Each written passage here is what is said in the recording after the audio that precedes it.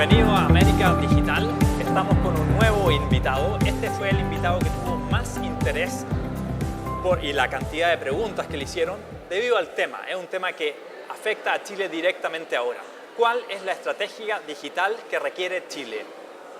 Debemos regular, debemos permitir el acceso a talento de empresas y de personas del exterior, debemos controlar, debemos poner barreras y proteger la industria local, debemos tener impuestos especiales.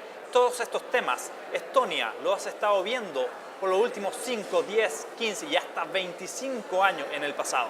Estamos con Marten Kaevats, National Digital Advisor para el gobierno de Estonia. Marten, bienvenido a América Digital. Hello. Welcome to America Digital News. Hello.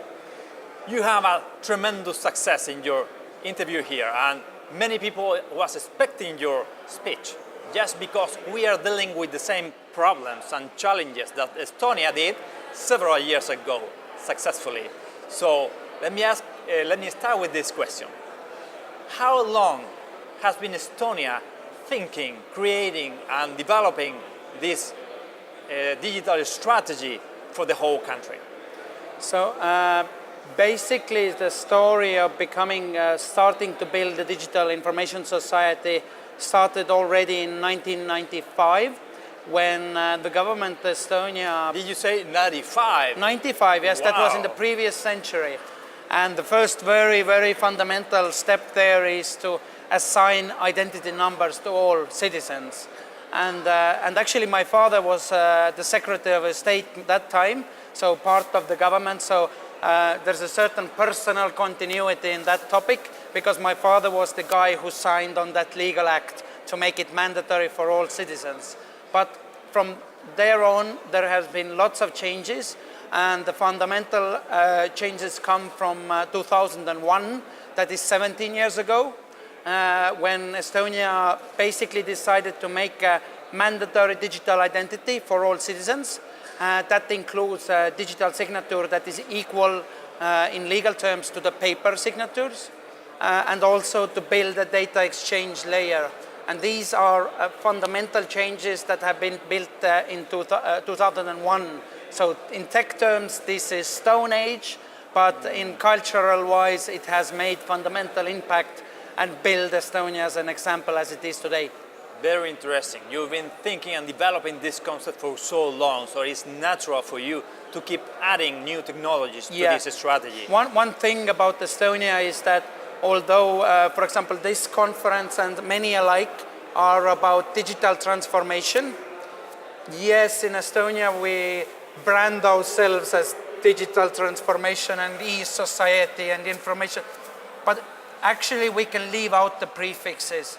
It is not about e-society, it is about society. It's not about e-governance, it's about governance, and so on. Global governance. Because if you think about digital tools, how we use them anyway. And it's important to make the fundamental changes in the processes, in the architecture of how the government actually works, rather than implement some fancy gadgetry that people think are cool, but not make a significant impact. And to make those changes happen, you not only need to change the technology, the coding and the programs you use, but also you need to actually change legal systems, and you need to have time to build a change in the mindset and culture of people. The mindset, that is the most important thing. Before going for the mindset, let me ask you about some metrics, some numbers. Share with us what is the population of Estonia, what is the population of the e-residents, what other key metrics has been evolving in the last 25 years with this digital strategy. So for those who don't know, Estonia is a very small country in north of Europe. It's south of Finland, west of Russia, east from Sweden and north from Latvia. It's a country of 1.3 million people, so it's a small country, a small community. And we have a taxpayers pool of about roughly 618,000 people. The rest of our children and senior citizens. What about the e-residents? Yeah, e-residency is a program we started in 2014. Currently there is roughly about 45,000 e-residents. and roughly 5,000 new companies made by e-residency. E-residency is a concept where the government grants you a digital identity backed up by the government and also the digital signature. With that, you can basically get access to the ecosystem. You can open a company within the European Union framework in 15 minutes. Wow. Without How much? The e-residency itself costs, I think, 100 euros. Company, 100 euros. Yeah. It is nothing. It is. I mean, I can be an e-resident from the government of Estonia in 15 minutes, just paying 100 euros. No. E-residency you can get. Yeah, but if you want to make a company, that takes you 15 minutes. Making the e-residency less. But there's a thorough background check for you. So if you are a money launderer or otherwise an evil guy, then it's not the most practical way of doing business, because Estonia has a business culture based on trust and transparency. So if you're a bad guy, it's not the most practical place to come and do business. But if you're an honest broker doing honest business, then it's probably the easiest way you can have a business within the European Union framework. Tell me what kind of results and outcomes the government has been receiving because of this e-residency and the business from foreigners. I mean, how much talent you've been able to attract because of these policies? E-residency is still quite a young program. It's getting 4 years old. For e-residency is a program, it's a kind of a governmental startup. So it's not your usual bureaucrats sitting and doing the meetings. Yes. It's rather than getting stuff done fastly. The average company from e-residence brings in roughly 280 euros a month. So from a business point of view, it's already beneficial. We get more money than we invest into it. So as we look at it as a startup, it's okay. But I think the fundamental change with e-residency comes again with the mindset, because being an Estonian does not necessarily mean that you have Estonian roots. It's about thinking the same way. I think what Estonian digital society has been doing is we have been building a value-based digital society, and what that means is that, for example, we are the only country in the world that can say that I'm the owner of my own information, and this is something that usually companies or government. You are protected. Yeah. In Estonia, the government. I mean, merely the information, even the social information that you have in Facebook or LinkedIn, you are the owner, and those companies like LinkedIn or Facebook, they need to ask your permission if they want to use it for something else? Technically, it does not work yet because we're still a small player in the market, but yes, because, for example, in the case of GDPR, the European General Data Protection Regulation, the ideas are the same, and actually a big part of the GDPR has been built upon the Estonian experience and know-how, how to build systems in a private and secure way. Then maybe more about the mindset, different kind of mindsets.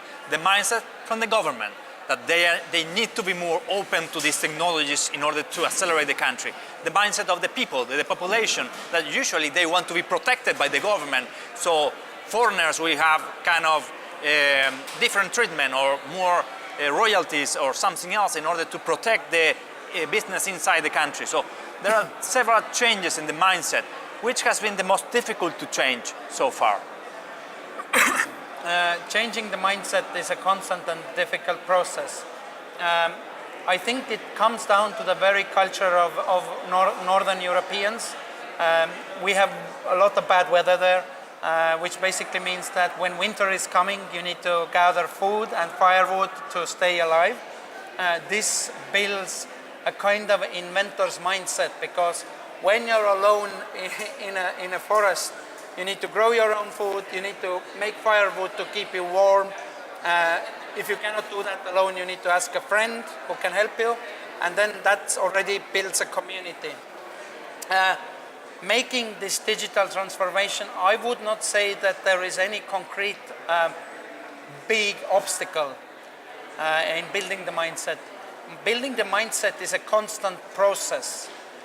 Basically, it's about being open-minded towards new stuff, because the only thing about the future we know is that the rate of technological change is going faster and faster. So the government and the society, actually the only thing the government can do is to build society's ability to adapt to those changes. So in Estonia, we can say that disruption is part of our national curriculum. By that, we mean that each radical change in business models or technologies is actually teaching the society how to adapt. Thus, we embrace disruption. Let's talk about e-voting, for example. On those topics, everybody votes. In what kind of topics they vote? Sometimes just the government votes. In another, the whole population votes. I mean, usually here that we are here or in the US, I mean, the only vote that we are allowed is for presidency or for Senate or for, well, in the US even they vote for the sheriff. Okay, now we don't vote for the sheriff. We just vote for the mayor. But then they have the power to decide several actions after that. You, in the population, if you vote more often and more decisions than normal governments? Since 2005, we have had internet voting, and we are the only country in the world that has online voting on all parliamentary, municipal, and president. We don't directly vote the president, but we vote the European Parliament. This is a secure way of voting. It works very differently than many electronic voting systems globally. It's internet, not electronic voting. But currently, we are in the stage of building a digital society that previously our main incentives of doing this were mainly quantitative, meaning that we could do stuff cheaper, faster, quicker, more efficiently. But now we're in the stage where the tools we use start to change the way we think. So we are more thinking about quality of systems. And to try to answer your questions, we currently do not vote more than any other countries. We vote similarly. But as we have built up the ecosystem to enable people to actually do that more often and more easily, currently roughly 1/3 of the electorate votes online. So this means that every third guy votes online, which is very good because you don't have to go to the booth to do that. If you're not at your home country, you can do that. I can vote from this table here if I want to. Just with a cell phone. Yes, but I'm thinking that we are in the stage that we need to change also the qualitative systems of democracy. This is a program I'm also responsible for, so I try to see if I can make this change happen in 2 to 3 years. Marten, you were born digital and you've been involved in different activities in your life. Can you share with us some of those activities, because they are very unique and different in themselves, and how they help you in order to prepare yourself in order to become the National Digital Advisor for your government? So actually I was not born digital. I was born in '85. That one, it was a Soviet Union, totally different style. I'm an architect, city planner by background and education. So I actually know how to build buildings and cities. It's a kind of a long-term planning discipline to think in the future. But I also have a background in civil society. I have been building non-profit organizations for several years. I was a bicycle activist for a very long time, promoting the use of bicycle in everyday mobility solutions. And also I was a street protester working against like Iraq war in 2000, in the beginning of 2000 and stuff like that.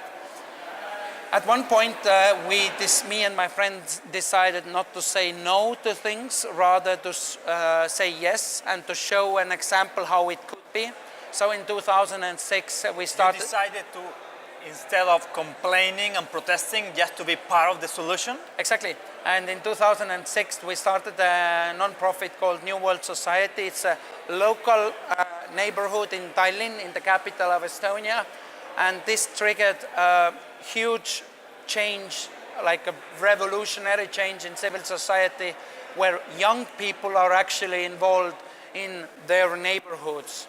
And this has got nothing to do with digital. This has everything to do with the analog, with the personal trust, and building the culture. But as there were something like 200 other organizations who rose after this initial situation, then we started consulting and helping those. And that's how I got involved with the digital. We started making open source web pages for them so that this kind of local community organizations that lack money, that lack organizational skills, could have the fundamental communication tools in order to organize people without financial incentives. After that, I became a long-term planner. So I made my master thesis on the topic of hyperlocal dream, how to build the world around new technologies in the year 2050. And like technologies like self-driving cars would be... What is your dream for 2050? I think the world will be radically different and human relationships will be different. But I'm mainly hoping that these kind of new technologies enabled us, the human societies in general, to build higher levels of trust between each other. Even if we don't know each other, there is ways to enable trust between complete strangers. And what kind of tools are you using in order to accelerate the trust process between people, because Facebook has been done a great job at building trust, because you have your pictures, your family, your thoughts, your ideas. I mean, you cannot hide unless you are not part of Facebook. Yeah, but also if you're part of Cambridge Analytica, you can manipulate that information. But in Estonia, from a government point of view, we've been built on radical transparency. So in businesses or anything that can be open is open. And this means, like, of course, we don't put my personal health records online because this is my very personal data, but everything else is. We also utilize blockchain technology. We've been experimenting with blockchain since 2008, April, and all governmental databases, log files have been built on blockchains in 2012.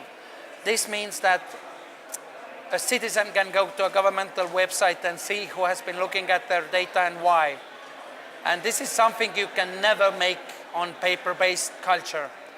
We skipped all paperwork since 2008. We don't have a paper trail. We don't use paper documents. Because there were a process of education to the population for the previous 10, 15 or 20 years. Exactly. The educational process started in 1995 when we had a program called Tiger Leap. This was a program that first got the internet around Estonia to remote locations as well, so that there would be a computer with internet. Plus there were educational programs. So we can say that the private sector paid for the digital education of 18% of the whole population, which again builds trust, because if you don't know the technology you're using, you're less likely to trust it. If you know how to use internet and email and whatnot, then you're likely to trust this kind of technologies. The education is permanently foundational to make it happen. This is something we currently have robotics and programming since kindergarten and primary school. And this is not so that we want everybody to become a programmer. It's kind of stupid. It's kind of like music education. You need to know a little to actually understand the systems. Got it. And digital education is the very foundation, because current world, everything works on digital architectures and people actually need to understand it. Tell me 2 or 3 main topics that now are important for Estonia to go to the next level in this leadership of being the e-government. The main topic currently is artificial intelligence. We are the first country globally working on legalizing AI. What does it mean? Yeah, exactly. Yeah, what does it I mean? use legalize because regulate sounds more boring. Yeah. It means that we are working on a legal bill to grant algorithms separate legal entity status. This means that there would be the common known world is based on two legal entities, which is physical citizen and a private company or a legal citizen. We are thinking about making a third one, which is an algorithm. This is very foundational because it's about granting algorithms representative rights in order that an algorithm can buy and services and products on my behalf without asking me. It's a very big thing. Why do we need that legalization? We can do it anyway. It is Yes, like... but not in bureaucratic systems. The idea is that algorithms would be able to actually represent you in business as well. So you need to transfer your ideas, your mindset, your decision-making process to the algorithm in order for the algorithm to act in your behalf. Kind of like that. I think the first years of that will not be as influential, but important is the mindset of thinking long-term rather than short-term. In long-term, for the average citizen, what it can do is that if you have a self-driving car, it can go and buy some gasoline or electricity or hydrogen, whatever it needs in order to operate. When something gets broken, it can fix itself. You can tell your Siri in your phone that, hey, you can buy me 100 euros worth of beer and food for a week, and the algorithm itself can figure out when you're hungry or thirsty. But there is many more applications. From the government point of view, I think one of the main aspects is that currently all governments are discussing who is guilty when a self-driving car has an accident. This question is very similar than who is guilty when a drone falls off the sky or when a self-driving ships. Our idea is to make a general algorithmic liability law, so to get the question who is guilty off the table, thus actually enabling innovation in a much wider scale. And from a government point of view, the example again is that we are building a network of proactive services. The idea is that if you're entitled of getting anything from the government, you get it automatically. An example of that is that by the end of this year, when a new Estonian is born, both of the parents will receive an email or an SMS or a WhatsApp, whatever they like. Congratulations for the boy or the girl. From now on, you will receive this much money from the government on that particular date to that particular account. You will receive this much money from the municipality. Don't worry about kindergarten, everything has been taken care of. If you want to change anything, click here. And if you want to put a name, click here, or you can wait for 3 months. The idea is that we are building an invisible government, a seamless society where the interaction between the citizen and the government as minimal as possible. Because people don't like bureaucratic bullshit. Governments are here to help citizens rather than be an obstacle in making everyday businesses or life happen. This topic is one time fascinating and at the same time is beyond my comprehension at the moment, all right? So I would like to go deeper later. Marten, what would you advise the Chilean government in order to be a successful leader in digital activities here in Latin America or even to the world? What kind of advantage we would take because we are a small country as well. We have some resources like copper and forest and salmon and agriculture. So how we can take advantage of our resources and at the same time become digital and be a leader for Latin America? First, I consult a lot of governments on these issues, and one of the main feelings I get is that governments need to be humble. They don't need to be proud that we are the best in the world of doing something. This humbleness is really important, because if you are too proud, too egocentric, then you get into this tunnel vision, you miss the point. The digital is not the goal for this transformation, it's only a tool. Secondly, I would recommend the Chilean government to actually learn from best practices. There is lots of them around, Estonia being one of them. We have numbers to prove our case. And on very fundamental architecture levels, please do not put all your eggs in one basket. Build a decentralized system, because we are living in a world that technological change is coming faster and faster. We don't know what's around the corner. We don't know the externalities or trends that will hit the governments globally.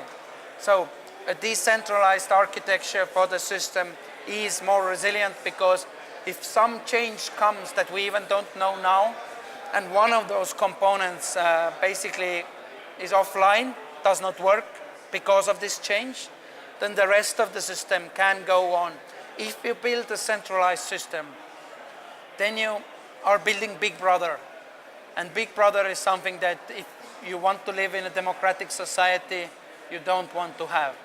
And we have lots of examples from both sides of the story. You very clearly need to have an idea on what values are you going to build this society upon. I would argue that the value that each citizen is the owner of his or her information is fundamental in building this. If you want to be a value-based society, if you want to be something in the middle, you can. There is loads of options, but if you fundamentally, human rights are important to you, the rights of your citizens, the possibilities for the government to enable its citizens to do what they do best, then you need to have a certain set of values. I have several other questions about the ideas for the government, about taxes, about legislation instead of regulation, and even your own case, how you use education in your own family. I would like to go in a second part with this interview because we are running out of time, okay? So thank you, Marten Kaevats, National Digital Advisor for the Government of Estonia, for your time and awesome speech here in Conversa, American Digital News TV. Thank you.